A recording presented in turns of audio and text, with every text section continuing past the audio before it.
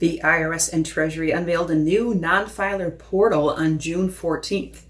The intent was to help individuals register for advanced child tax credit payments.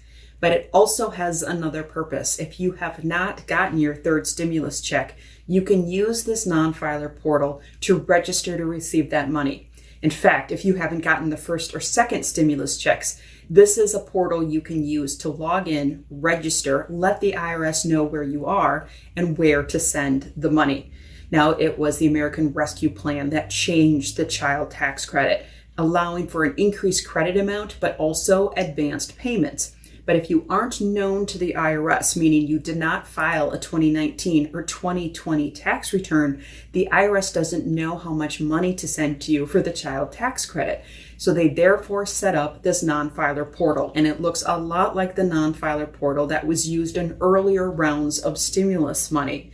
In this instance, individuals can log in and provide some information, their full name, email address, and mailing address, dates of birth of themselves and all of their dependents, social security numbers of everyone in the house, bank account information if you have it to facilitate direct deposit.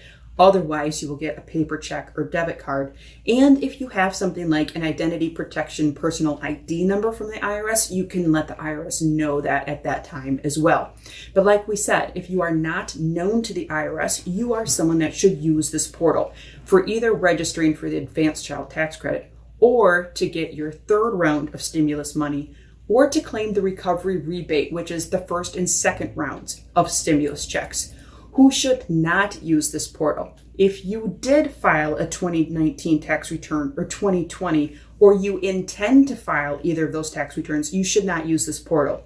If you use those earlier rounds of stimulus money non-filer portals, you should also not use this new one. The IRS already has your information. You should not use the tool if you are, in essence, known to the IRS. More information in the description below. First, that link to the non-filer portal, how to get there, and also include some instructions of how to get started.